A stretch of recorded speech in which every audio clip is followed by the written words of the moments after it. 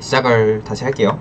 예, 이제 세 번째 문제로 가기 전에, 그러면 우리가 디바이드 앤 컨커도 배우고 DP도 배웠는데 약간 컨셉이 겹치는 것 같아요. 어쨌든 큰 문제를 해결하기 싫어서 큰 문제를 부분 문제로 쪼갠 다음에 이 부분 문제를 이용해서 결국에 큰 문제를 해결하는 거잖아요. 컨셉이 좀 겹쳐요, 그쵸? 그럼 DP랑 디바이드 앤 컨커 도대체 뭐가 다른 걸까요? 뭐는 DP고 뭐를 DP라고 부르고 뭐를 디바이드 앤 컨커라고 부를까요? 네, 그걸 좀 알아보도록 하겠습니다. 공통점으로는 일단 큰 문제를 풀기 싫어서, 큰 문제가 너무 어렵기 때문에, 바로 풀기는 어렵기 때문에 작은 문제로 일단 쪼갠 다음에 그 작은 문제들을 이용해서 큰 문제를 푸는 거죠. 그게 공통점이에요. DP도 그렇고 디바이드 앤 컨커도 그렇고, 어쨌든 내가 풀 수 있는 작은 문제까지 간 다음에 그 작은 문제들을 이용해서 큰 문제들을 차례차례 해결해 나가는 과정이 있는 거죠. DP도 그렇고 디바이드 앤 컨커도 그렇고. 야, 그럼 차이점은 뭐냐? 사실 이게 좀 헷갈려요. 차이점이라는 게 처음 보면은 DP랑 디바이드 앤 컨커랑 어떻게 다른지. 예, 차이점은 이렇습니다. 디바이드 앤 컨커 같은 경우는 문제를 쪼갤 때 이렇게 쪼개게 되죠. 이렇게 쪼개요. 그러면 이 문제를 일단 독립적으로 푸는 거예요. 이 문제를 일단 독립적으로 풀어요. 그리고 이 문제를 일단 독립적으로 풀어요. 그러면 이 문제가 풀렸어요. 이 문제가 풀렸어요. 풀린 상태. 그리고 이 문제도 풀린 상태로 와요. 이 풀린 상태 두 개를 가지고 원래 문제를 풀어버리는 거예요. 이게 디바이드 앤 컨커입니다. 그럼 DP는 뭐가 다르냐? 일단 DP는 쪼갤 때 이렇게 쪼개지 않아요. DP 이렇게 안 쪼개죠. DP 어떻게 쪼개요? 이렇게 쪼개죠. 앞에서부터 이렇게. 그렇기 때문에 모든 문제들이 유기적으로 연결이 되어 있어요. 내가 얘에 해당하는 문제를 풀고 싶으면, 얘에 해당하는 문제, 여기 문제, 얘네들을 전부 다 고려해서 그 다음에 얘를 푸는 거예요. 약간 차이점이 좀 감이 오시나요? 그리고 또 이렇게 유기적으로 모든 문제들이 연결이 되어 있다 보니까 얘를 푸는데도 얘가 필요하고, 얘를 푸는데도 얘가 필요하고, 얘를 푸는데도 얘가 필요하고, 얘를 푸는데도 얘가 필요해요. 그럼 얘를 계속 참조하게 되잖아요. 이 친구를, 여기에 해당하는 부분 문제를 계속 참조하게 돼요. 물론 다른 친구들도 그렇지만. 그래서 얘에 해당하는 부분 문제를 어디다가 저장을 해놔야 돼요. 결과를 여기에 해당하는 문제를 여기다 저장을 해놔야 되겠죠. 왜냐면 뒤에서 계속 참조를 할 테니까. 근데 디바이드 앤 컨커 같은 경우는 그렇지 않아요. 이거 뭐 아까 저희 저장하지 않았잖아요. 어디 배열에다 따로 저장하고 그런 거 없었죠. 뭐 템프 배열에다 저장하긴 했는데 그거는 이제 원래 문제를 풀기 위해서 저장을 한 거고, 부분 문제의 결과를 어디다 따로 저장하진 않았어요. 물론 이제 나중에 머지소트 트리, 이제 뭐 이런 트릭을 사용하시면 저장을 하게 될지도 모르겠지만, 아무튼 이제 지금 현재 우리가 다루고 있는 간단한 분할 정복 문제에서는 부분 문제에 대해서 그 문제 풀이의 결과를 어디다가 저장해 놓지는 않아요, 따로. 왜냐? 유기적으로 연결이 돼 있지 않으니까, 부분 문제들이. 뭐 유기적으로 연결돼 있다고 말할 수도 있긴 한데, 아무튼 원래 문제를 풀기 위해서는 이 문제를 따로 풀고 이 문제를 따로 풀게 돼요. 그리고 이 문제의 결과, 이 전체 큰 문제의 결과만 알면 돼요. 얘의 결과만 알면 돼요. 네, 그게 핵심인 거죠. 디바이드 앤 컨커의 핵심은 바로 그거예요. 내가 얘를 풀기 위해, 그러니까 전체 문제를 풀기 위해서 얘를 풀 때 필요했었던 이 작은 부분 문제들의 결과를 일일이 신경 안 써도 된다는 게 디바이드 앤 컨커의 핵심입니다. 예, 이런 차이점이 있어요. 디바이드 앤 컨커에는 DP와는 다른 차이점. 그러니까 결과적으로는 쪼갤 때, 부분 문제를 쪼갤 때 서로 디스조인트한 부분 문제들을 쪼개서 이 부분 문제들을 합치는 전략을 취하냐, 아니면 이제 좀 큰 문제가 너무 크니까 앞에 있는 문제들을 어떻게든 잘 해결해서 얘네들을 어떻게든 잘 해결해 볼까? 이걸 해결하고 난 다음에 뒤에 문제들을 앞에 문제 결과를 이용해서 풀 수 있느냐. 예, 이런 패러다임으로 나눌 수가 있겠네요. 어쨌든 중요한 건 그거죠. 문제가 크기 때문에 얘를 비효율적으로 푸느니 차라리 작은 문제를 좀 풀고 걔를 효율적으로 합쳐서 큰 문제를 풀자라는 공통된 생각에서 시작을 했다고 할 수 있습니다. DP든 분할 정복이든. 세 번째 문제 가봅시다. 자연수 A를 B번 곱한수를 알고 싶어요. 네, 뭐 문제 짧으니까 그냥 같이 읽을게요. 예, 자연수 A를 B번 곱한수를 알고 싶어요. 즉 다시 말해서 A의 B승을 알고 싶다는 거죠. 구하려는 수가 매우 커질 수 있으므로 얘를 C로 나눈 나머지를 구하는 프로그램, 즉 모듈러를 쳤을 때, 모듈러 연산을 했을 때 C로 나눈 나머지가 얼마가 되느냐, 이제 얘를 구해보도록 하겠습니다. 예, 혹시 모듈러 연산 익숙하지 않으신 분들이 계시나요? 모듈러 연산은 그냥 나머지 연산이라고 생각을 하시면 되죠. 그 시계 연산이라고 하기도 해요. 5시 더하기 7시 하면은 이거 12시가 되죠. 5시 더하기 8시 하면 얘는 몇 시예요? 13시가 아니고 1시가 되죠. 시계 바늘은 1을 가리키게 될 거예요. 예, 이런 식으로 나머지를 구한다는 거에 착안을 해서 이제 우리가 이걸 시계 연산이라고 많이 부르죠. 나머지 연산은. 나머지 연산의 특징은 이런 게 있어요. 뭐 일단 기호, 이 세 개 합동 기호를 쓰는데 뭐 라지 A가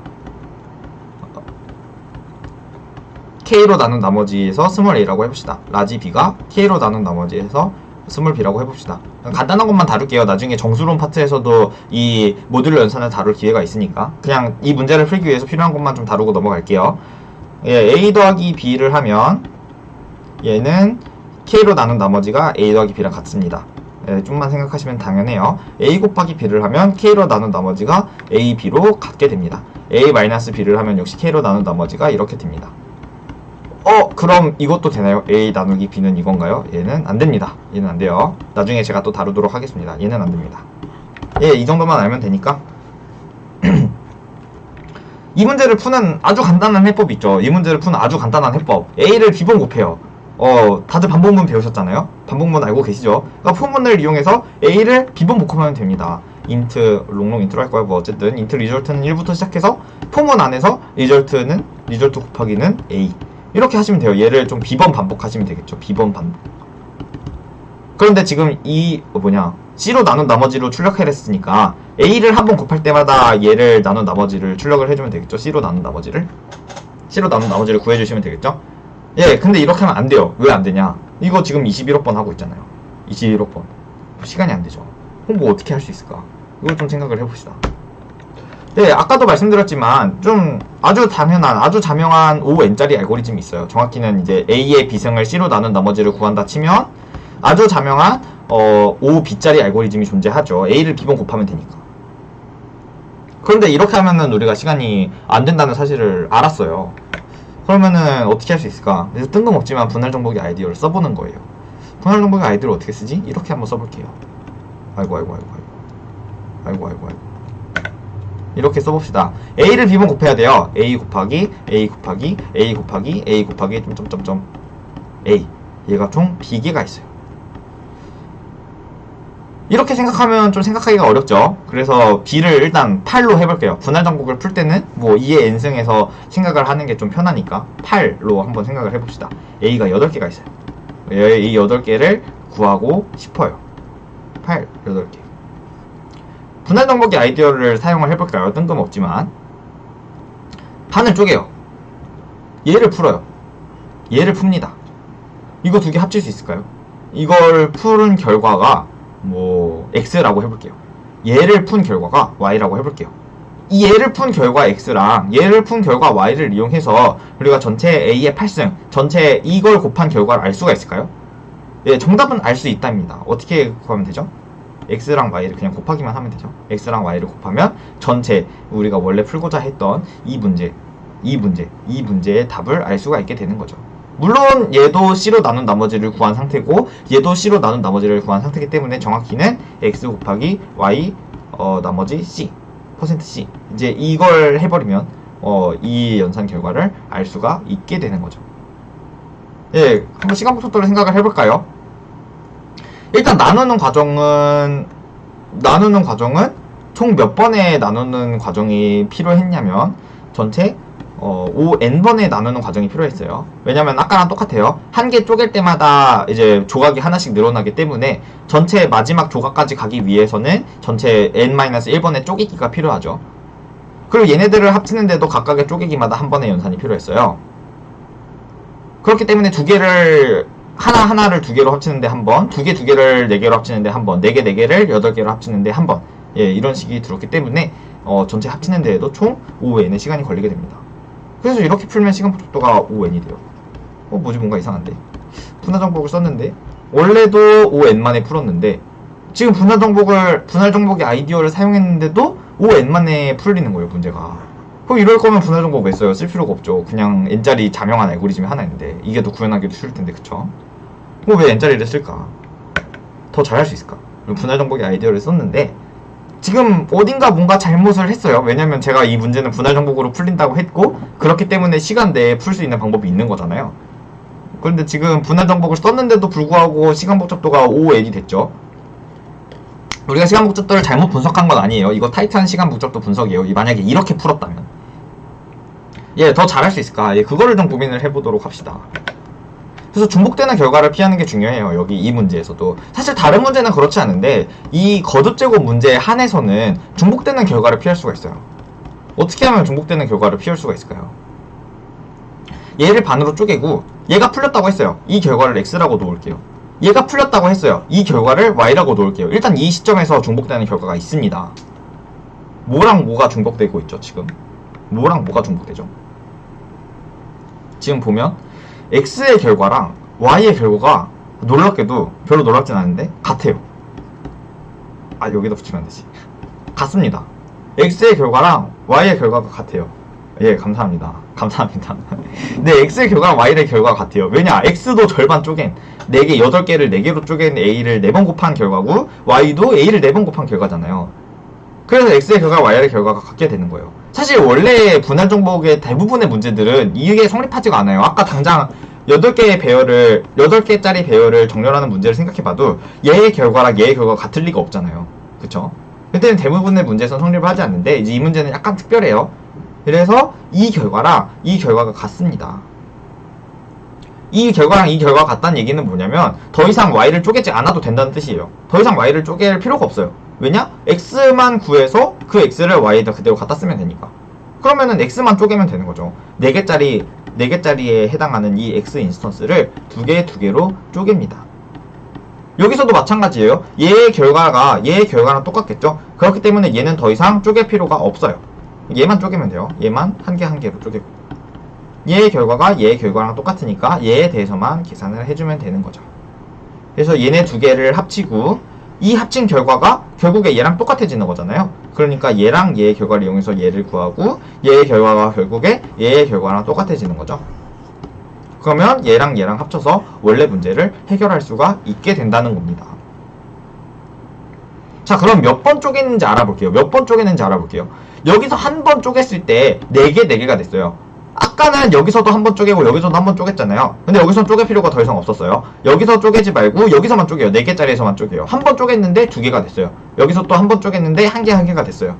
그럼 원래 문제에서 시작해서 한 번 쪼개고 한 번 쪼개는 걸 반복했을 때 과연 어떻게 되느냐? 몇 번의 쪼개기가 발생하냐?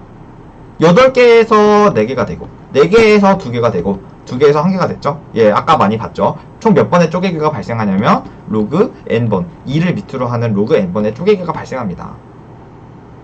합치는 과정은 어떤가요? 합치는 과정. 얘네 2개 그냥 합치기만 하면 되죠? 한 번. 얘네 2개 합치기만 하면 되죠? 한 번. 곱해서 그냥 퍼센트 연산만 하면 돼요? 얘네 2개 곱해서 퍼센트 연산만 하면 되죠? 그렇기 때문에 합치는 과정 역시 각각의 쪼개기 과정마다 상수 시간이 걸리니까 전체 합치는 과정 역시 로그 n번의 합치기 시간이 걸리는 거예요. 뭐 이 베이스 케이스를 푸는 건 말할 것도 없어요. 그냥 뭐 a를 한 번 곱한 결과는 a니까 뭐 이거는 네, 뭐 딱히 신경 안 쓰셔도 돼요. 약간 주의해야 할 점이라고 한다면 b가 1일 때 a를 그대로 출력하면 안 되고 a를 c로 나눈 나머지를 출력해야 된다는 거. 예, 이 정도만 주의하시면 될 것 같아요. 네, 결국에 그래서 시간 법칙도가 나누기 연산을 할 때도 로그번의 연산이 했고 그리고 합칠 때도 로그번의 연산이 필요했죠. 그래서 전체 문제를 푸는 시간 복잡도는 5 로그 n이 됩니다. 네, 밑은 언제든지 생략을 할 수가 있어요. 비고 노테이션에서는. 왜냐면 비고 노테이션이라는 게 우리가 상수항을 떼버린 거잖아요. 그래서 비고 노테이션 아래에서는 로그 2의 n이든지 10을 밑으로 하는 로그든지, 감사합니다. 뭐 자연 로그 1을 밑으로 하는 로그든지 얘네들이 다 똑같아요. 비고 노테이션 상에서는. 그렇기 때문에 우리가 일반적으로는 좀 관습적으로 밑을 생략하고 그냥 이렇게 쓰죠. 예, 아무튼 그렇습니다. 여기까지 혹시 질문 있으신가요? 여기까지 뭔가 설명을 따라오셨으면 질문이 뭔가 하나 있어야 돼요. 질문이 있어야 됩니다. 여기까지 질문 있으신가요?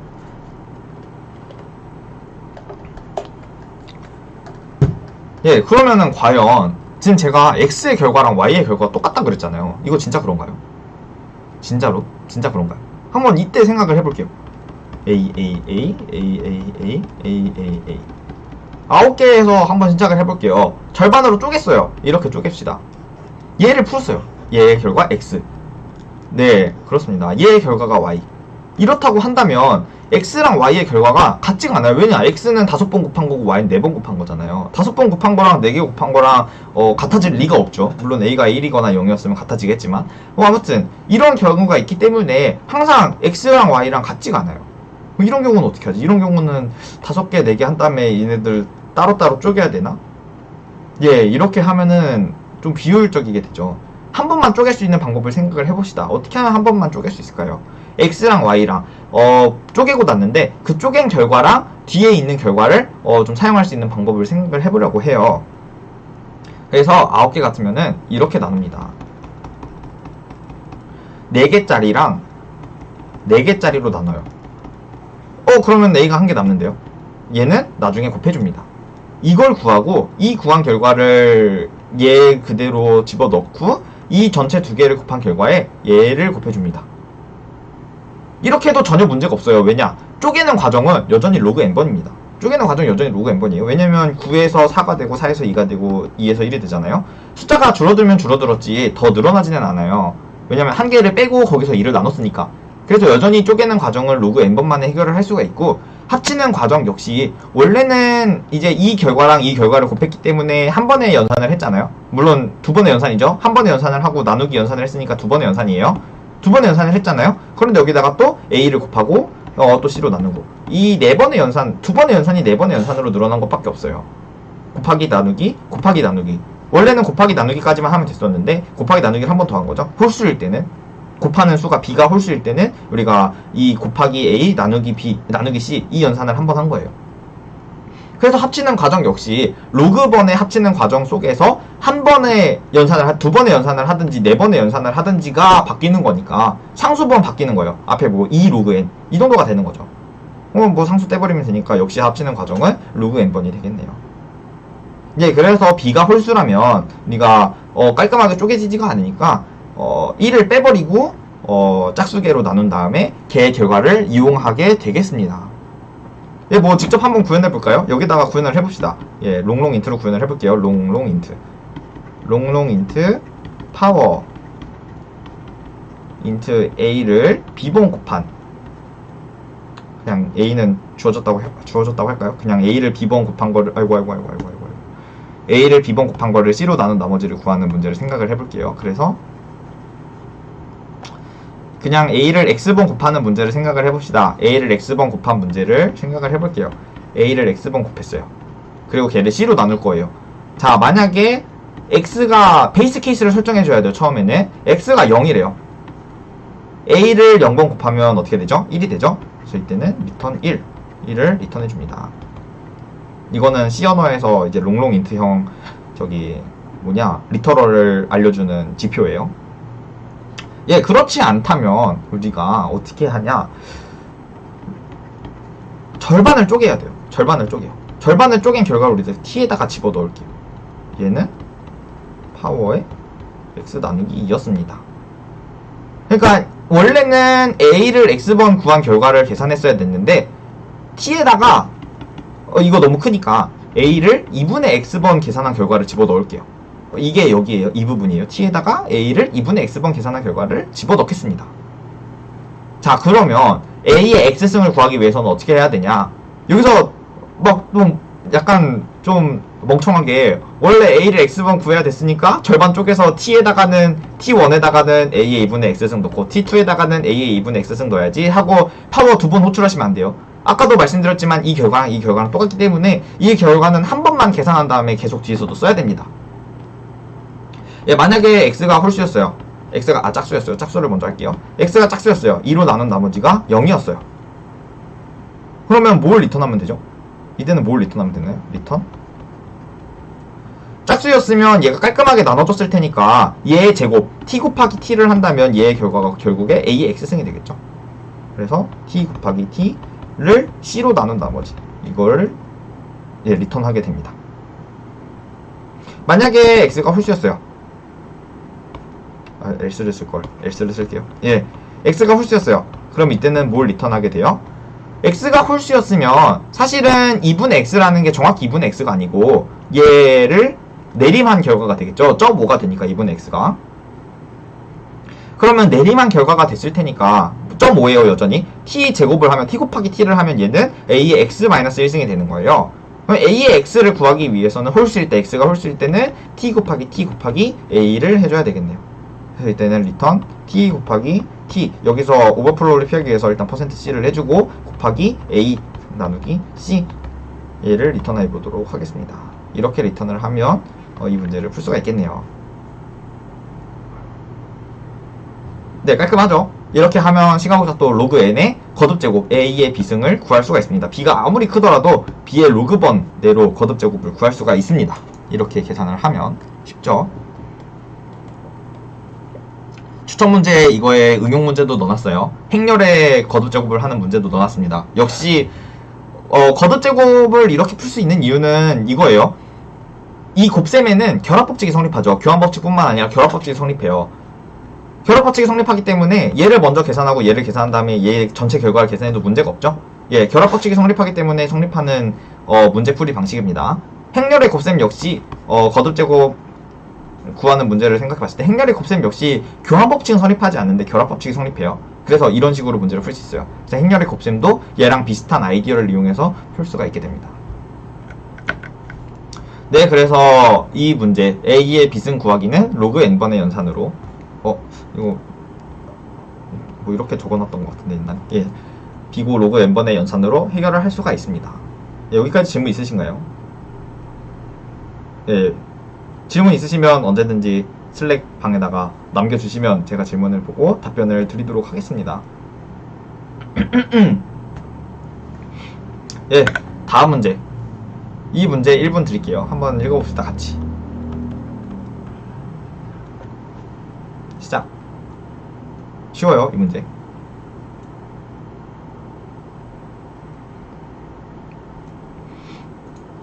그냥 좀 쉬운 문제인데 넣어봤어요. 좀 네 문제 하고 끝내기는 약간 시간이 남을 것 같아서 분할 정복이 문제가 생각보다 없어요. 왜냐면 어려운 문제들은 좀 어려운 테크닉을 요구하는 경우가 많기 때문에 쉬운 문제들은 너무 풀이가 정해져 있다 그래야 되나? 예, 그래서 좀 한 수업 내에 다루기는 약간 힘들다고 생각을 해갖고 그냥 이런 쉬운 문제들 쉬어 가시라고 쉬운 문제를 넣어놨습니다. 예, 질문 있으신 분들은 언제든지 슬랙에다가 올려주시면 제가 보고 답변을 해드릴게요. 언제든지 슬랙에다가 남겨주세요. 질문 있으시면. 예, 이 문제는 이거죠. 종이가 있어요. 한 변은 3의 K꼴이에요. K승계 모든 종이가 있어요. 정사각형. 이 종이에는 -1, 0, 1 중에 하나가 적혀 있어요. 각각의 칸에는. 그런데 이 종이를 쓰고 싶은데 종이를 쓸 때는 규칙이 있죠. 종이에 쓰여진 각각의 모눈에 쓰여진 모든 숫자들이 같은 값을 가졌으면 좋겠어요. 그렇기 때문에 얘가 -1이고 0이다. 그러면 이거는 이미 글러먹은 종이가 되는 거죠. 만약에 이렇게 되어 있다. 글러먹은 종이었다. 그러면 이렇게 구등분을 합니다. 그리고 각각에 대해서 또 알아보는 거죠. 얘가 여기서 규칙을 깨버렸는데 사실 이 부분만 놓고 봤을 때는 전부 다 1이어서 완벽한 우리가 찾고 있었던 종이가 될 수도 있잖아요. 그러면 이 종이는 그냥 쓰는 거죠.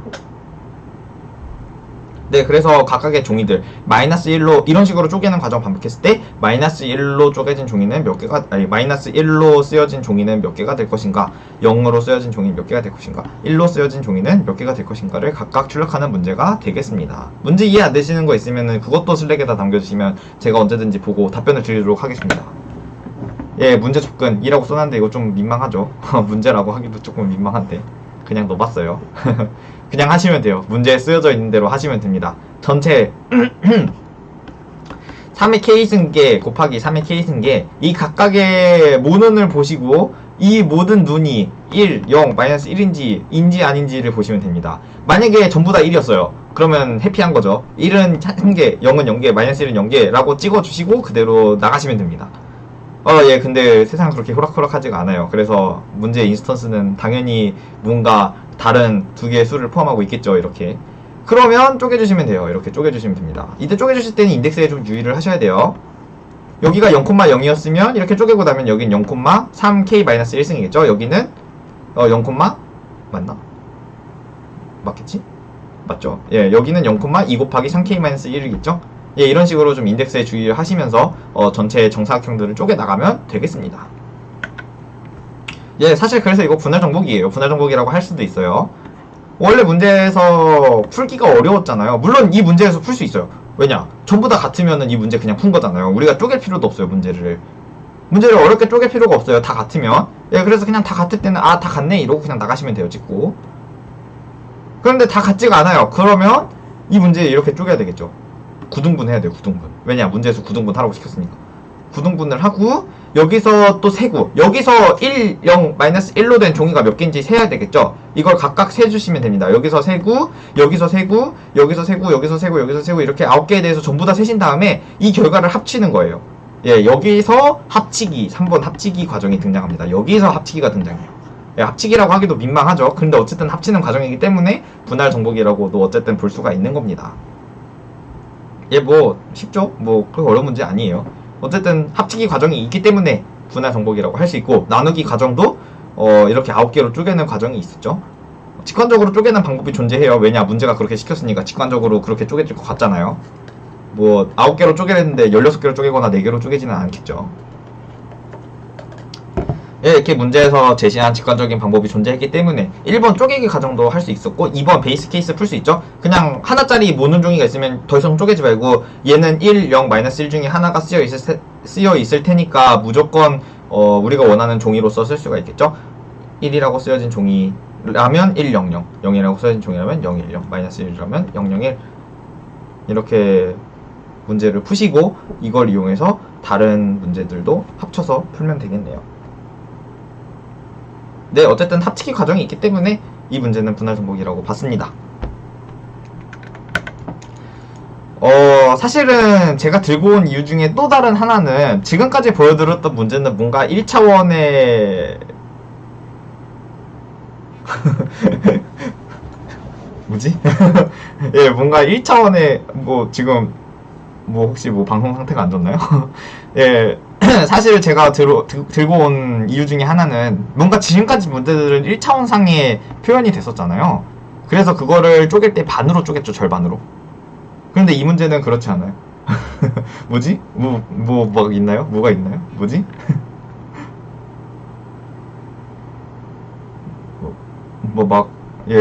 말씀해주세요. 뭐 있으면. 네. 예, 근데 이 문제는 2차원의 문제예요. 2차원의 문제. 2차원의 문제를 심지어 2개도 아니고 4개도 아니고 9개로 쪼갰어요. 예, 이렇게 쪼개는 방법도 있다는 것을 보여드리기 위해서 제가 이 문제를 들고 왔습니다. 예, 그래서 네 번째 문제는 이렇습니다. 2차원의 문제를 구등분으로 쪼갤 수도 있구나. 아까는 1차원의 문제를 계속 절반으로 쪼갰는데 이번엔 2차원의 문제를 구등분으로 할 수도 있겠구나. 이런 아이디어가 있다는 것도 보여드리기 위해서 제가 이 네 번째 문제를 가져오게 되었습니다. 예, 이 문제 푸실 때 이 문제가 분할 정복이다 라는 걸 기억해 주시고, 분할 정복의 아이디어를 이용해서, 그러니까 분할 정복의 문제 푸는 그 과정, 클래시컬한 과정들이 있었죠. 1번 문제 1번 쪼개기, 2번 베이스 케이스 풀기, 3번 쪼갠 걸 합치기. 이 과정을 유의하시면서 좀 제기 함수를 작성해 주셨으면 좋겠습니다. 이렇게 하기 싫다, 어쩔 수 없지만, 예, 이렇게 제기 함수를 작성해 주세요. 부분 문제로 쪼갤 때 결국에 제가 하고 싶은 말은, 1차원의 문제를 절반으로 쪼개는 것 뿐만 아니라 2차원의 문제를 9개, 4개로 쪼개는 경우도 많아요. 예, 제가 추천 문제 4개로 쪼개는 경우도 넣어놨습니다. 예, 4개로 쪼개는 경우도 많으니까 이렇게 2차원의 문제도 쪼갤 수 있고, 종이들만, 예, 맞아요. 결국에 모든 원소를 다 봐야 하는 건 맞는데, 만약에 처음부터 모든 원소가 1이었어요. 근데 제가 이거를 또 9개로 쪼갠 다음에 합칠 수는 없잖아요. 왜냐면 이렇게 풀면 일단 첫 번째 문제가 안 풀려요. 이거 문제가 원하는 게 아니죠. 왜냐면은 가장 가능한 크게 1이 전부 다 쓰여 있었으면 9개로 쪼개서 이 종이를 각각 9개 종이로 쓰는 게 아니고 그냥 큰 종이 하나를 쓰고 싶다라고 문제가 얘기를 했으니까. 네. 근데 그래서 처음부터 9개로 쪼갤 수는 없고, 그냥 원래 문제를 봤을 때 얘가 1111이었으면 그냥 이 문제를 사용하시면 됩니다. 이 종이를 사용하시면 되는 거예요. 근데 만약에 이 원소들이 전부 다 달랐어요. 그러면 이렇게 9개로 쪼개서 풀 수 있게 되는 거죠. 분할 정복을 언제나 우리가 시간 목적도를 줄이기 위해서 사용할 수 있는 건 아니에요. 그냥 이렇게 문제를 풀고 싶은데 원래 문제가 크잖아요. 여기서 사실 3K, 3K 이렇게 있는데 이 안이 전부 다 같지 않고 뭔가 다른 원소들이 있었어요. 그러면은 여기서 얘네들이 한 번에 1, 0, 마이너스 1의 종이들이 각각 몇 개씩 나오는지 알 길이 거의 없잖아요. 힘들잖아요. 알 수 있는 방법이 거의 없죠.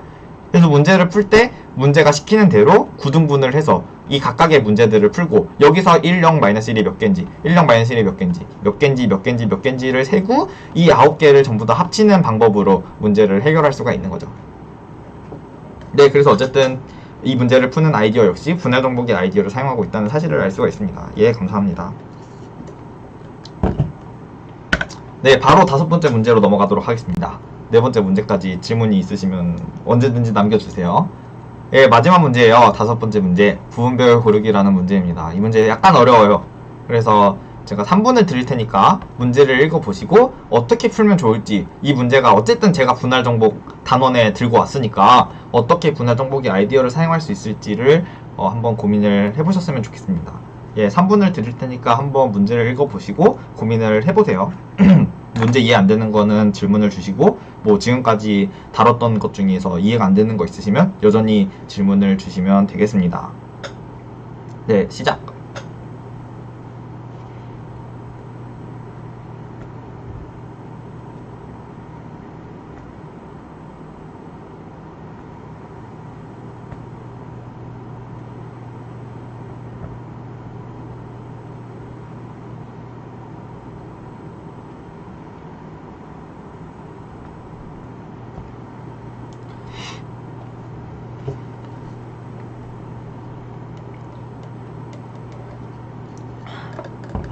질문하는 거 너무 두려워하지 마세요. 저는 질문이 있는 게 더 좋아요. 입을 털고 싶은데 질문이 없으면은 제가 뭔가 말을 만들어서 입을 털어야 되잖아요. 질문이 있으면 그거에 대답하면 되니까, 네, 질문이 있는 편이 제가 입을 털기가 좋아요. 네, 뭐 그냥 트위치 방송 보듯이 채팅해주세요. 제가 리액션도 해드리고 그럴 테니까.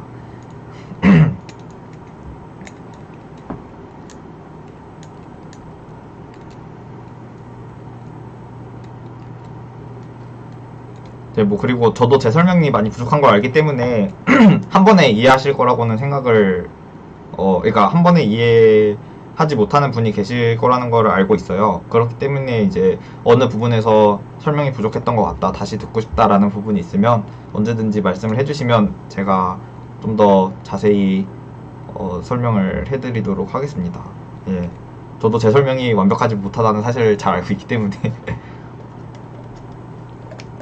약간 변명을 하자면은 좀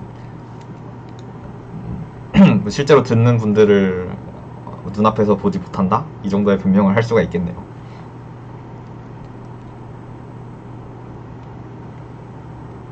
네, 문제를 같이 봅시다. n개의 수가 있어요. 여전히 n개의 수죠. 분할정복 문제는 어쩔 수가 없어요. n개의 수가 있습니다. 그리고 이거 인스턴스를 들고 올 걸 그랬나?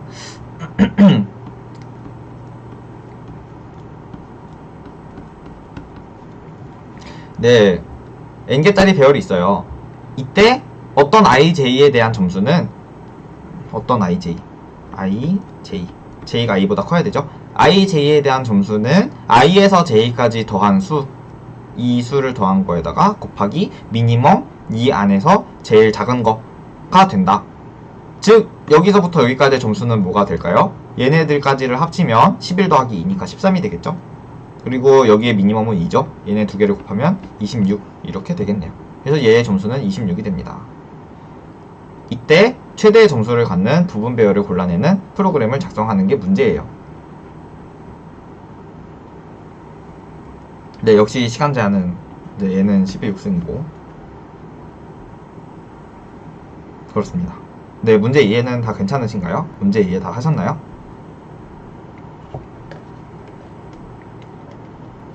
예, 그러면은 실제로 어떻게 문제를 풀면 좋을지 알아보도록 하겠습니다. 제가 계속 누차 말씀드리지만 네, 감사합니다. 예, 제가 계속 말씀드리지만 언제나 인스턴스들에 대해서 생각을 해보시는 게 좋아요.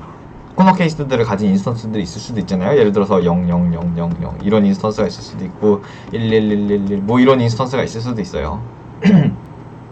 예, 그렇기 때문에 언제나 이런 코너 케이스들에 대해서는 좀 생각을 해보시고, 그 다음에 또 이런 문제가 주어질 때, 아까 썼던 인스턴스, 이런 인스턴스가 주어질 때 어떻게 하면 이 문제를 풀 수 있을까? 이제 이것들을 고민하는 것도 좀 좋은 접근 방법이 될 수가 있을 것 같습니다. 일단 n제곱짜리 풀이를 한번 생각해 볼까요? n제곱. 이거 지금은 그렇게 당연하지가 않아요. 그렇게 자명하지 않아요. n제곱 풀이가. 왜냐? 일단 고르는 거는 n제곱인 거 알았어요. 모든 부분 배열에 대해서 인스펙션을 해보고 싶어요. 모든 부분 배열에 대해서 점수를 구하고 그 점수가 가장 높은 부분 배열이 과연 어디에 있는지를 우리가 알고 싶다고 해봅시다. 감사합니다. 예, 그러면 I, J를 고르는데 n제곱이 걸린다는 사실은 알았어요. I가 여기서부터 여기까지, J는 I서부터 끝까지. 그런데 전체 시간 복잡도, 전체 문제 시간 복잡도가 n제곱이라는 시간 복잡도를 가지려면 여기서부터 여기까지 범위가 주어졌을 때 이 이 부분 배열에 대한 점수를 상수 시간 만에 구해야 돼요. 이거 구할 수 있나요? 이거 구할 수 있나요? 여기서부터 여기까지 합을 구하고 여기서부터 여기까지의 최소값을 구해서 이걸 상수 시간 안에 해야 되는 거예요. 예, 감사합니다. 감사합니다. 네, 지금 당장 생각해보니까 언뜻 생각해보기엔 좋은 방법이 약간 떠오르지가 않죠. 어려워요. 여기서부터 여기까지 합을 5일 만에 구하고 여기서부터 여기까지 최소값을 5일 만에 구해야 되는 거예요. 네, 그래서 예, 성현님께서 말씀해주신 대로 일단 합을 구하는 거라면 프리픽스 썸이라는 기법을 자주 쓰게 됩니다. 프리픽스 썸. 합을 구하는 거라면 프리픽스 썸을 썸이라는 이제 그 기법을 많이 쓰게 돼요. 이 프리픽스 썸은 이 프리픽스가 접두사라는 뜻이죠. 그래서 썸 합의 누적 배열을 구하는 거예요. 뭐 다들 아시겠지만 그냥 한번 해볼게요. 이런 배열이 있으면 합의 누적을 구해요. 처음에는 9 더하기 4는 13, 13 더하기 3은 16, 16 더하기 8은 24 이런 식으로 누적 배열을 구해요.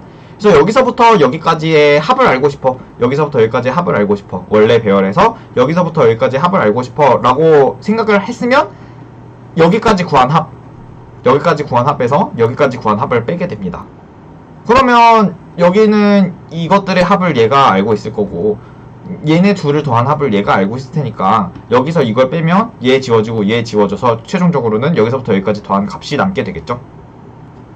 그래서 프리픽스 썸을 미리 구해놓게 되면 이 구간에 해당하는 합을 쉽게 구할 수가 있어요. 그런데 이 문제 같으면은 합만 구해서는 안 되죠. 또 뭘 구해야 돼요? 이 최소값을 구해야 되죠. 최소값을 구해야 되기 때문에 이 문제가 조금 어렵습니다. 그래서 5n제곱에 해당하는 풀이도 약간 쉽지가 않아요. 뭐 구할 수는 있어요. 어떻게 하면 되냐? i를 고정해 놓고 시작점을 고정해 놔요. 시작점을 고정해 놓고 여기서부터 i부터 시작하는 모든 부분 배열에 대한 점수를 구하는 거예요. 얘 점수, 얘 점수, 얘 점수, 얘 점수, 점점점, 얘 점수. 이거를 구한다고 생각을 해볼게요. 그러면 여기까지 구한 결과를 이용해서 이 다음 점수를 알 수가 있어요. 썸에다가는 이 다음에 더하게 되는 원소를 계속 더하면 되죠. 계속 썸을 누적하면 돼요. 그러면 여기서부터 여기까지의 썸을 계속 알 수가 있죠. 합을 알 수가 있게 되는 거예요. 우리가 이 구간마다 앞에서부터 다 더할 필요가 없어요. 진작 더한 결과를 알고 있기 때문에 이 구간의 길이가 1 늘어나면 뒤에 있는 원소를 그냥 앞에 구간 결과에다가 더하면 되니까 합은 쉽게 알 수가 있어요. 최소값은 어때요? 최소값도 쉽게 알 수가 있죠. 여기서부터 여기까지 최소값을 알고 있다면 그 뒤에 있는 원소랑 이 여기서 구한 최소값이랑 비교를 해서 최소값을 계속 갱신하면 돼요. 그래서 합도 갱신하고 미니멈도 갱신하면 여기서부터 시작하는 여기까지의 모든 부분 배열들의 점수를 각각 5일만에 알 수 있어서 전체 5n만에 알 수가 있게 됩니다. 얘를 고정했을 때 5n만에 모든 부분 배열을 알 수가 있었죠. 그럼 얘를 고정했을 때도 5n만에 알 수가 있겠죠. 그래서 전부 다 시작점을 고정하고 끝까지 모든 부분 배열들에 대한 점수를 구하면 5n번만큼을 5n번 하기 때문에 전체 n제곱의 시간 복잡도로 이 문제를 해결할 수가 있습니다. 근데 이 문제를 그렇게 해결하면 안 돼요. 어쨌든 n이 10의 6승이라고 주어졌기 때문에 n제곱 찾는데 오래 걸렸지만 이 n제곱 그대로 쓰면 안 됩니다. 그러면은 아까부터 계속 하던 게 있었죠. 분할 정복의 아이디어. 제가 분할 정복 단원에 이 문제를 들고 왔기 때문에 이 문제는 분할 정복으로 해결할 수 있습니다. 뭐 해결 못할 수도 있는데 그러면 제가 좀 이상한 거죠. 그래서 분할 정복의 아이디어를 적용할 수 있을까 생각을 해봅시다. 어떻게 적용하면 좋을까? 그래서 분할 정복의 아이디어를 적용할 때는 제가 계속 말씀드리지만 세 가지를 생각하시면 돼요. 첫 번째, 문제를 쪼개는 직관적인 방법이 존재하는가. 쪼개기. 두 번째, 문제의 사이즈가 작으면 해결할 수 있는가? 베이스 케이스.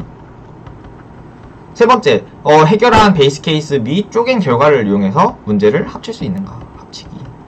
이 세 가지를 항상 생각을 해주시면 됩니다. 한번 해볼까요? 이 문제, 직관적으로 쪼개는 방법이 존재하나요? 존재하죠. 네, 뭐 존재해요. 아까도 말씀드렸지만 1차원 배열이기 때문에 여기다 쓰면 안되겠다. 여기다 써야지. 1차원 배열이기 때문에 직관적으로 쪼개는 방법이 존재합니다. 아이고.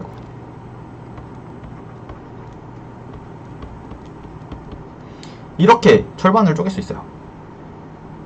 베이스 케이스 하나만 있을 때 원소가 하나만 있을 때 해결할 수 있죠. 그냥 얘 곱하기 얘죠. 얘 제곱한 게 결과가 되는 거예요. 여기까지 합과 여기까지의 최소값이니까.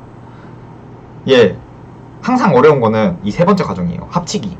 이 합칠 때 앞에서 내가 어떤 결과를 알고 있으면 좋고, 그러니까 이 합칠 때는 항상 여기까지 알았던 모든 결과들 있잖아요. 여기까지 뭐 내가 정렬된 결과를 알고 싶다, 뭐 합을 알고 싶다, 최소값을 알고 싶다, 뭐 이런, 아무튼 이 모든 정보들을 여기서 알았다고 해볼게요. 이 알았다고 가정하는 건 그렇게 어렵지 않아요. 그냥 가정은 우리가 마음대로 할 수 있는 거예요. 분할 정복의 아이디어를 이용하면 내가 이것도 알고 있고 이것도 알고 있고 이것도 알고 있고 문제의 최종 답도 알고 있다, 이런 모든 가정들을 이 부분 문제에 대해서 할 수가 있어요. 그냥 가정만 하시면 돼요. 가정만 하시면 이건 풀리는 거예요.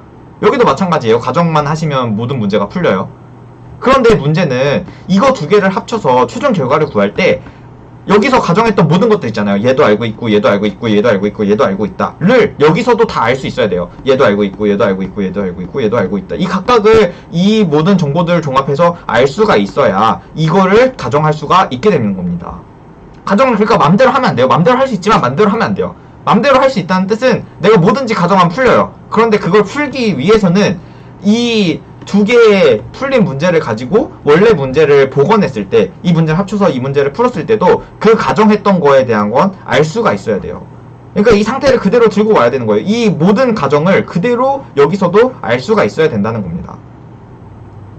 그 좀 세 번째 문제를 다시 생각해 보시면, 인벌전 구하는 문제예요. 두 번째 문제지. 예. 두 번째 문제를 다시 생각해 보시면 우리가 두 가지 상태를 알았어요. 여기서 인벌전의 개수, 그러니까 문제에서 구하고자 하는 답이죠. 최종 답. 그 다음에 두 번째 어떤 상태를 알 수 있었냐면 정렬된 상태를 알 수가 있었어요. 이거 가정하는 거는 어렵지 않아요. 이거 가정하는 거는 그냥 되는 거예요. 왜냐? 분할 정복의 아이디어를 쓰고 있기 때문에 그냥 된다고 생각을 하시면 돼요. 그런데 얘를 가정하면 끝나는 게 아니에요. 이 두 개, 이 정보랑 얘에 해당하는 답, 정렬 정보를 이용해서 두 개를 합쳤을 때도 이 전체 배열에서 첫 번째 답을 알 수 있어야 되고 두 번째 정렬된 결과를 알 수가 있어야 됩니다. 이 두 가지를 전부 다 구해야 돼요. 이거 구할 수 있었죠. 근데 이거랑 이거 알았으면 이거 구할 수 있어요. 정렬된 결과 역시 이거랑 이거 알았으면 정렬된 결과를 알 수가 있었습니다. 그렇기 때문에 이건 분할 정복으로 풀 수가 있었던 거예요. 이 두 번째 문제는. 그래서 우리가 맘대로 가정은 일단은 해도 되지만 어쨌든 그 가정들, 우리가 뭘 알고 싶어 했던 것들을 최종적인 답에서도 알 수가 있어야 돼요. 그대로 합친 결과에서도. 그게 핵심이에요. 뭐든지 가정은 할 수 있으나 그 가정을 한 만큼 대가를 치러야 되는 거죠. 그거를 좀 염두에 두면서 진행을 하도록 하겠습니다. 예, 일단 앞에 절반에서 뭐 문제의 답을 알 수가 있었다고 해볼게요. 문제의 답, 문제의 답. 문제의 답을 알 수가 있었어요. 두 번째, 뭐 배열의 크기가 하나일 때는 구할 수가 있었죠. 세 번째, 이제 이 부분 배열, 이 앞에 절반에 해당하는 문제, 그리고 뒤에 절반에 해당하는 문제, 이 문제들 각각의 해답을 알고 있다고 해봅시다. 이 해답은 뭐 어디서부터 어디까지로 해도 되고, 뭐 그냥 실제 점수를 알아도 되고, 아무튼 그 해답을 안다고 했을 때 전체 문제에서, 이 문제에서도 해답을 알 수가 있을까요? 이제 이게 핵심이 되는 겁니다. 그래서 분할 정복에서는 항상 이거 어려워요. 이게 어렵죠. 이게 합치는 과정, 이게 어렵습니다. 어떻게 합치면 될까요? 좀 생각을 해볼까요? 같이. 네, 여기까지 일단 제가 진행을 했으니까 한번 생각을 해보세요. 어떤 식으로 합칠 수가 있을까요? 이 앞에 문제를 알았고 뒤에 문제에 해당하는 답을 알았어요. 그러면 원래 문제의 답, 이 전체 문제의 답은 어떻게 알 수가 있을까요? 한번 생각을 해볼게요. 같이 생각을 해보세요. 그동안 지우고 있을게요. 이거 너무 쓸데없는 걸 적어놔서.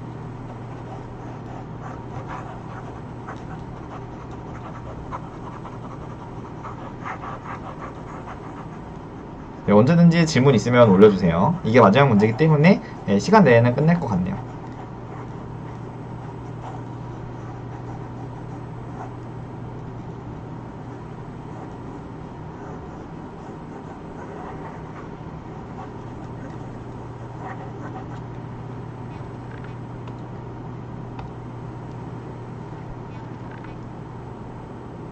네, 뭐 누군가 질문을 하시는 것 같으니까 좀 기다려보죠. 한번 생각을 해보세요.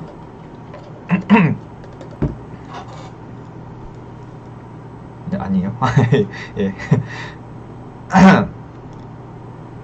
네, 원래 문제 답을 알고 싶다고 해봅시다.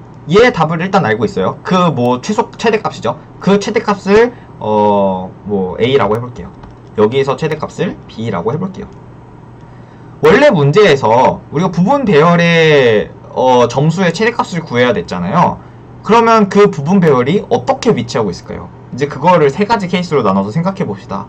첫 번째, 부분 배열이 앞에 절반에 시작하고 앞에 절반에서 끝나는 이런 경우를 생각해 볼 수 있어요. 원래 문제에서 앞에 절반에서 시작, 앞에 절반에서 끝. 두 번째 케이스, 뒤에 절반에서 시작하고 이 중에서 아무 데서나 시작하고 이 중에서 아무 데서나 끝나는 뒤에 절반에서 시작, 뒤에 절반에서 끝, 이런 결과가 있을 수가 있어요. 이 원래 문제에서 최대 점수를 가지는 부분 배열을 구해봤더니 첫 번째 케이스, 그 최대 점수를 가지는 부분 배열이 이렇게 존재할 경우, 앞에 절반에 존재할 경우, 두 번째, 뒤에 절반에 존재할 경우. 일단 첫 번째 케이스, 두 번째 케이스 이렇게 나눌 수가 있겠죠? 그리고 만약에 첫 번째 케이스에 해당했다면 이 문제는 우리가 그냥 바로 풀 수 있어요. 왜냐? A를 알고 있잖아요. A가 그냥 이거의 답이 되는 거죠. 원래 큰 문제에서 앞에 절반에 우리가 원하는 부분 배열이 있었다면 그 부분 배열의 점수는 A가 될 거예요. 두 번째 케이스, 우리가 원하는 부분 배열이 뒤쪽 절반에 이렇게 누워 있었다면, 뒤쪽 절반에 이렇게 존재했다면 우리가 원하는 결과는 B가 될 거예요. 왜냐? 여기서의 최대 부분, 그러니까 여기서의 최대 점수를 갖는 부분 배열을 우리 풀었잖아요. 푼 결과가 B잖아요. 그 B를 이용해서 우리가 구할 수가 있는 거예요. 달라지지가 않겠죠? 원래 문제에서 뒤쪽 절반에 우리 답이 있어 라고 누군가 알려줬어요. 그럼 그 답은 B랑 달라지지가 않을 거예요. 뭐 앞에 있든 없든 뭔 상관이에요. 뒤에 절반에 있다는데. 그 절반이 제일 크게 되려면 B를 선택하는 수밖에 없겠죠. 그래서 뒤쪽 절반에 해답이 존재한다면 그거는 B일 거예요. 자, 그러면 앞쪽 절반에도 존재하지 않고 뒤쪽 절반에도 존재하지 않는 제3의 케이스가 있죠. 이 케이스는 어떤 케이스인가요? 좀 다른 색깔로 해볼까요? 초록색으로 해볼게요. 이 세 번째 케이스는 앞쪽 절반에서 시작하고 뒤쪽 절반에서 끝나는 경우, 부분 배열이 최대 부분 배열이 있는데 그 최대 부분 배열이 앞쪽 절반에서 시작하고 뒤쪽 절반에서 끝나더라 라는 이 케이스가 세 번째 케이스로 있을 수가 있는 거예요. 그러면 우리는 이 세 번째 케이스에 대해서 구할 수만 있다면, 얘를 풀 수만 있다면 전체 문제를 풀 수가 있게 되는 거죠. 네, 그러면 이 세 번째 문제를 풀도록 해보겠습니다. 약간 어려워요. 잘 따라오시면 될 것 같아요. 잘 따라오세요. 네, 어쨌든 이 세 번째 케이스를 풀기 위해서는 시작은 이 중간에서부터 시작할 필요가 있어요. 왜냐면 앞에 절반에서 시작하고 뒤쪽 절반에서 끝나기 때문에 반드시 그 배열은 뭘 포함하고 있냐, 이 중간을 기점으로 얘 하나, 얘 하나, 이거 두 개는 반드시 포함하고 있어야 돼요. 얘네 두 개를 포함하지 않고 있다면 그냥 앞에 절반에서 시작하고 끝나는 거, 뒤쪽 절반에서 시작하고 끝나는 거랑 다를 바가 없죠. 그렇기 때문에 중간을 넘어서 있는 이 선을 넘은 친구들, 이 선을 넘은 친구들 중에 최대값을 구하기 위해서는 반드시 얘랑 얘를 포함하고 있어야 돼요. 뭐 일단 구해볼게요. 그래서 얘랑 얘를 포함하고 있댔으니까 그냥 이 부분 배열도 뭐 답의 후보가 될 수 있는 거잖아요. 그쵸? 이 부분 배열에 대해서 구해보도록 하겠습니다. 이 부분 배열에 대해서 답을 구하면 얘네 둘의 합, 이거 더하기 이거, 썸, 여기다가 얘네 둘 중에 최소값, 미니멈, 이거 두 개를 곱한 값이 얘네 둘 부분 배열에 해당하는 점수가 되겠네요. 여기까지 혹시 이해 안 되는 점 있으신가요? 여기까지 뭐 설명이 부족했다 이런 점 있으시면 언제든지 슬랙에다가 올려주시면 제가 보고 답장을 드리도록 하겠습니다. 네, 우리가 원하는 건 뭐냐, 이제 얘를 포함하는 모든 부분 배열을 구하고 싶어요. 자, 그런데 여기서 문제. 모든 부분 배열을 구할 수가 없어요. 왜 모든 부분 배열을 구할 수가 없냐? 모든 부분 배열을 구하려고 하는 순간 이미 부분 배열의 개수는 4분의 n제곱개가 돼요. 여기서 시작하는 경우는 2분의 n제곱개, 여기서 끝나는 경우는 2분의 n제곱개잖아요. 그러면 전체 부분 배열의 개수는 이 선을 넘나드는 부분 배열의 개수는 2분의 n 곱하기 2분의 n 해서 전체 4분의 n제곱이 되는 거예요. 아, 뭐 빼기 1을 해야 되나? 아무튼 예, 전체 4분의 n제곱, n제곱을 비례하는 결과를 가지기 때문에 모든 부분 배열들을 볼 수가 없어요. 우리가 모든 부분 배열을 볼 수가 없습니다. 그럼 도대체 누굴 봐야 되냐? 어떤 부분 배열을 보고 어떤 부분 배열을 안 봐야 되냐? 이걸 생각해 볼게요. 이 전체에서 최소값이 여기에 있었어요. 얘가 전체에서 최소값이에요.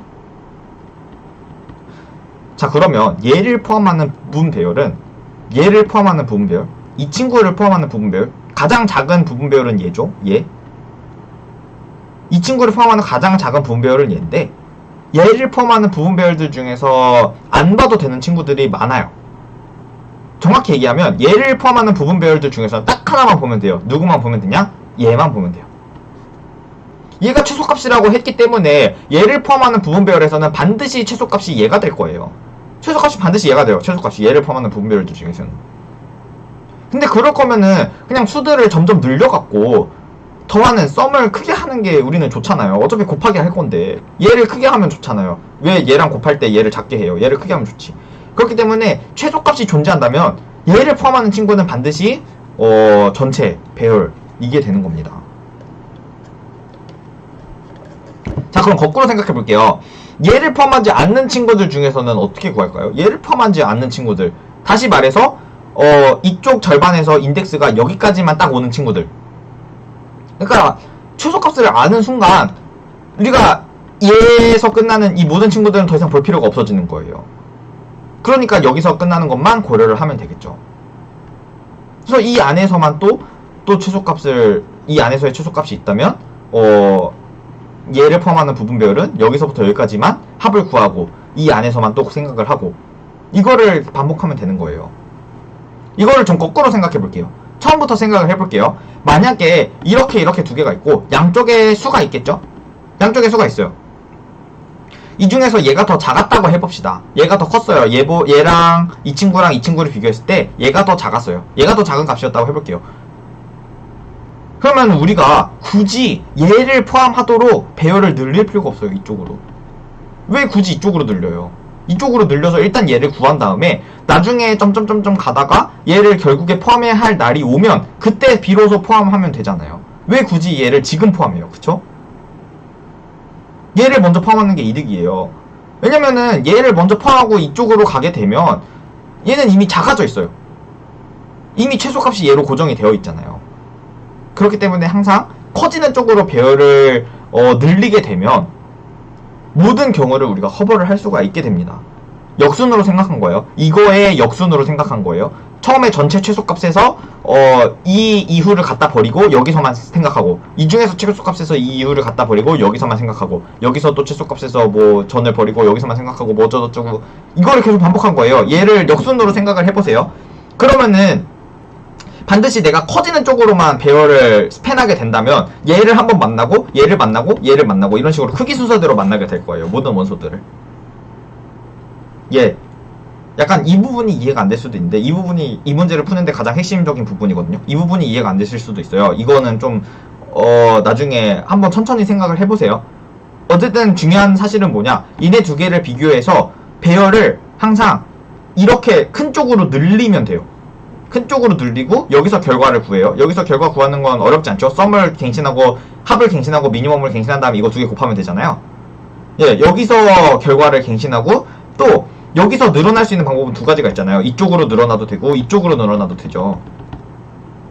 여기서 1로 늘어나도 되고 1로 늘어나도 되는데 여기서 여전히 큰 값을 취해서 이쪽으로 늘린 다음에 또 결과를 갱신하고 썸 합을 갱신하고 미니멈 갱신하고 이쪽에서 결과를 구하고 이거를 계속 반복하는 거예요. 언제까지? 모든 배열이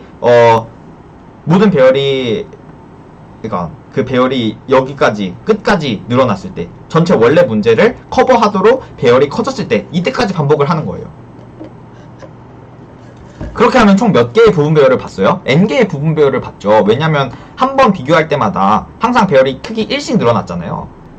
정확히 N-2개의 부분 배열을 본 거긴 한데, 아무튼 한번 우리가 크기 비교를 할 때마다 왼쪽으로 한 칸 늘어나든지 오른쪽으로 한 칸 늘어났어요. 물론 뭐 왼쪽으로 더 이상 늘어날 데가 없으면 항상 오른쪽으로 늘어나시면 돼요. 늘어나게 하도록 하시면 돼요. 근데 어쨌든 우리가 총 N개의 부분 배열을 봤잖아요. N개의 부분 배열을 봤으니까 이 가운데를 포함하는 이 부분 배열 중에서 가장 큰 값은 N번 만에 구할 수가 있는 거예요. 한 번 연산을 했을 때 한 칸이 늘어났으니까 전체 N개 연산이 있었고, 그리고 각각을 계산하는 데는 상수 시간이면 되죠. 왜냐면 합이랑 미니멈은 계속 가지고 있다가 합이다 갱신하고 미니멈은 갱신하고 이 두 개의 결과를 곱해서 알아내면 됩니다. 그래서 합치는 과정을 O(n) 만에 할 수가 있어요. 사실 이 부분이 제일 중요해요. N개의 부분 배열만 봤는데도 불구하고 우리가 이 안에서 최대값을 구할 수가 있었어요. 여기서 최대 값을 갖는 부분 배열을 고를 수가 있었습니다. N개의 부분 배열만 봤는데도 불구하고. 네. 그게 핵심이에요. 그게 핵심이에요. 그거를 좀 생각을 해보셔야 돼요. 이거의 역순으로 간다고 생각하시면 생각을 쉽게 하실 수가 있고, 지금 제가 그 과정을 약간 하나하나 보여드리기는 좀 비효율적이니까 나중에 한번 생각을 해보세요. 이렇게 양쪽 두 개를 비교해서 그쪽으로 자라나는 그 방법을 취하면 그걸 취하는 것만으로도 N개의 부분 배열이 나오는데 N개의 부분 배열 중에서 반드시 점수가 제일 큰 부분 배열이 존재합니다. 이 가운데를 포함하는. 네, 그게 핵심이에요. 그거를 좀 잘 생각을 해보세요. 어쨌든 합치는 과정은 O(n)에 합칠 수가 있습니다. 그러면 시간법 숫자가 어떻게 되죠? 나머지는 머지소트의 시간법 숫자랑 똑같죠. 왜냐? 문제를 절반 쪼개고 문제를 합치는 데에는 각각 O(n의 단계마다 O(n의 시간법 숫자가 필요했으니까. 네, 머지소트의 시간법 숫자는 똑같아집니다. 그래서 전체 시간법 숫자는 O(n) 로그 n의 문제를 해결할 수가 있게 되는 거죠. 네, 그래서 부분 문제를 합치는 과정. 이 합치는 과정이 직관적이지는 않아요. 같은 최소값을 갖는 부분들 중 가장 긴 게 점수가 가장 큰. 네, 맞습니다. 예, 제가 했던 말이 아까 그거였죠. 여기서 최소값이 여기에 있다면 우리가 이 최소값을 포함하는 부분 배열은 이거예요. 무조건 점수가 큰 게. 그래서 이걸 볼 필요도 없고 이걸 볼 필요도 없게 되는 거죠. 물론 당연히 이걸 볼 필요도 없어요. 그래서 이 모든 것들을 점점 커트해 나가면 결국에 얘를 포함하는 부분 배열 중에서 가장 큰 건 이게 되겠죠. 점수가 가장 큰 건. 그러면 이 외에서는 여기까지만 생각을 하면 되고, 이 안에서 최소값이 여기에 있다. 그럼 여전히 얘를 포함하는 것 중에 가장 점수가 큰 건 얘일 테고, 그러면 이렇게 생각을 하면 되겠죠. 나머지 부분에서는. 네, 맞습니다. 같은 최소값을 갖는 부분별들 중에서는 가장 긴 게 점수가 가장 큽니다. 그걸 이용한 결과예요. 이 N개의 부분 배열만 봐도 된다고 하는 것은. 네, 나중에 한번 생각을 해보시기 바랍니다. 근데 어쨌든 부분 문제를 합치는 과정이 그렇게 썩 직관적이지는 않죠. 그래도 이 과정만 할 수 있다면 어쨌든 n제곱짜리 문제를 절반으로 쪼개고 여기서 해결 그리고 이 선을 넘는 여기서 시작하고 여기서 끝나는 이 부분별에 대해서 풀 수만 있다면, 얘를 풀 수 있다면 우리가 O(n)만에 풀 수 있다면 이죠. 정확히 O(n)만에 풀 수가 있다면 전체 시간부터도 n 로그 n의 이 문제를 해결할 수가 있게 됩니다. 네, 제가 준비한 강의는 오늘 여기까지고요. 혹시 질문 있으신가요? 질문 있으시면 슬랙에다가 남겨주세요. 뭐 딱 4시에 카메라 끌 건 아니니까. 네, 뒤에 추천 문제들이 이렇게 있어요. 제가 이거는 올려드릴게요, 당연히. 제가 아까 설명드렸던 거, 행렬 제곱. 이거는 이제 행렬에서도 역시 결합법칙이 성립한다는 사실을 이용해서 풀어주시면 됩니다. 행렬 A에 대해서 n승을 구하는 문제인데, 이거 역시 아까 이 거듭제곱 구하기 곱셈, 이 거듭제곱 구하기 문제를 응용해서 이거를 풀어주시면 돼요. 그 다음에 하노이 탑은 그냥 넣어봤어요. 네, 이거는 프로그래밍 수업 시간에 배우게 되는 거죠. 오, 뭐야, 왜 이래. 나 이거 안 했어. 네, 별짓기 10은 이거 맹거 스펀지를 구현하는 문제고요. K번째수 이거 약간 어렵습니다. 이게 약간 어려워요. 검색을 하면 나오니까 이거 좀 뭐 검색을 하셔서 푸셔도 되고, 예, 이거는 퀵 셀렉션이라고 부르는 알고리즘이에요. 문제예요. 퀵 셀렉션. 다음에 쿼드 트리, 아까 말했던 2차원을 쪼개는 문제입니다. 그 다음에 피보나치 수, 얘를 구하기 위해서는 이 행렬 제곱을 이용하셔야 돼요.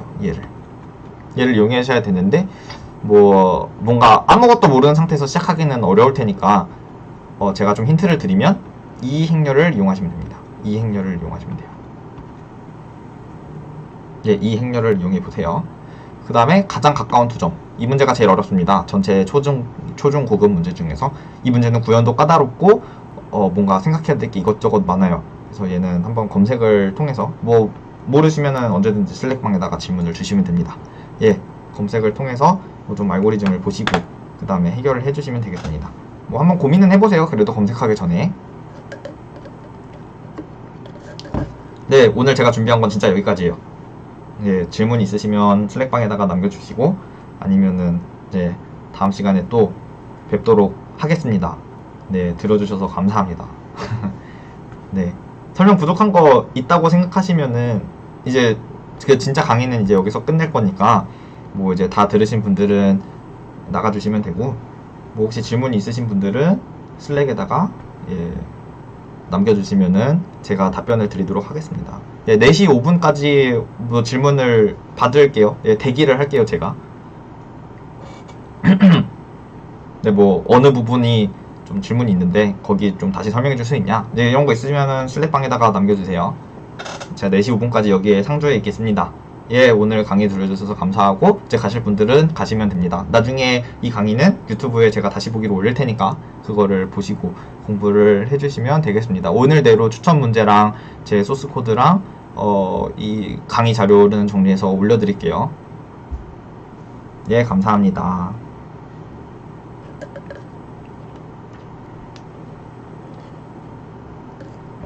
예, 감사합니다. 예, 질문 있으시면 저 뭐 뒤로 이렇게 돌아가도 되니까 예, 질문 있으시면 언제든지 질문을 해주세요. 네, 감사합니다. 네, 뭐 다시 보고 싶은 부분이 있다거나 네, 감사합니다. 네, 뭐 질문 없으신 분들은 가셔도 돼요. 예, 4시 5분까지 제가 여기 있을게요.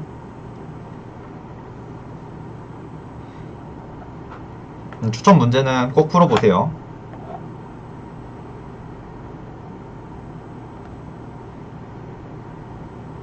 네, 감사합니다.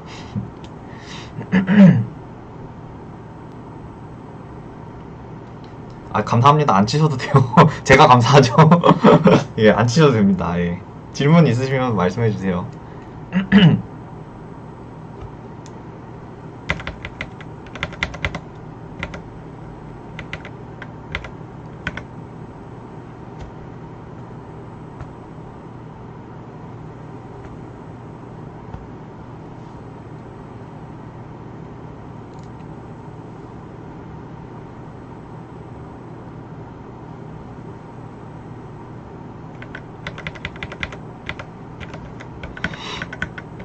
네, 뭐 아무래도 2시간 안에 모든 걸 하기는 항상 느끼는데 이제 힘든데 그래도 뭐 좀 잘 들어주셔서 감사하고 예, 인벌 좀 구하기 위해서 정렬을 하면 별 네, 예, 좋은 질문입니다.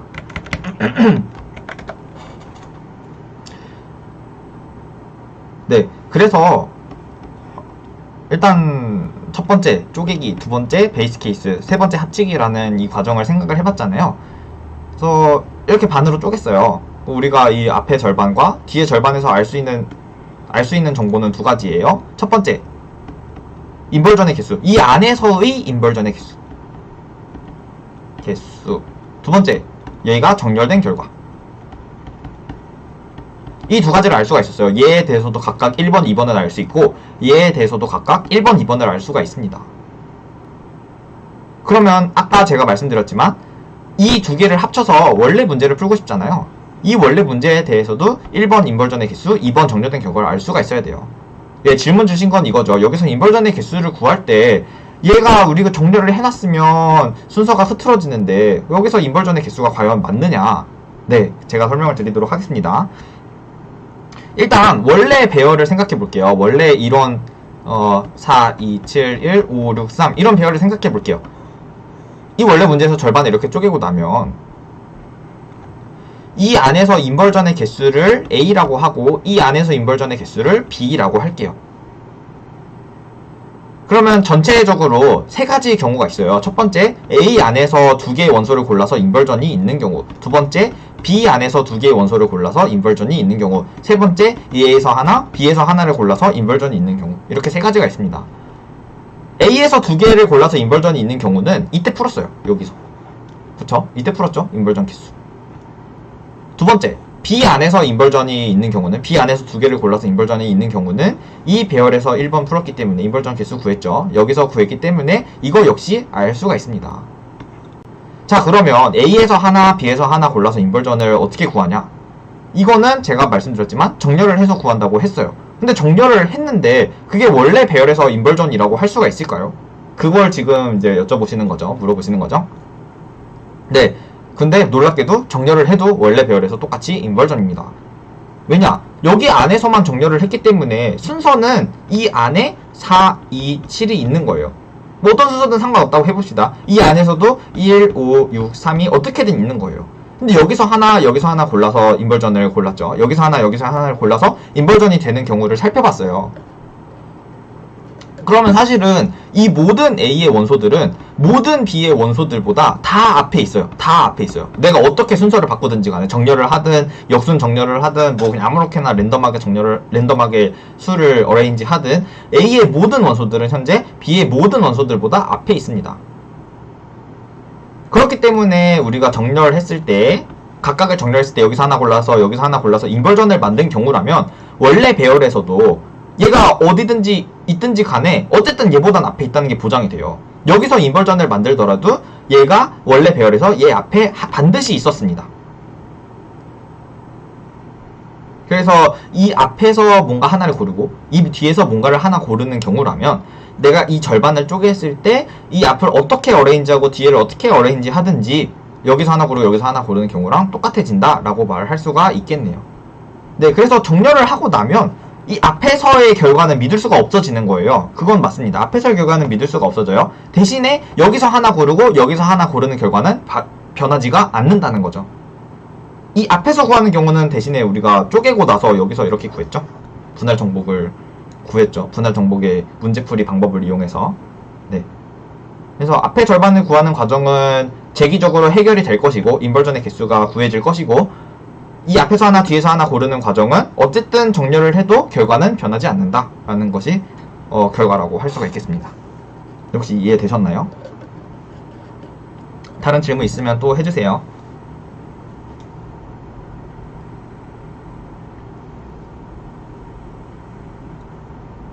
네, 감사합니다. 네, 좋은 질문이었네요. 근데 또 다른 질문 있으시면 해주세요.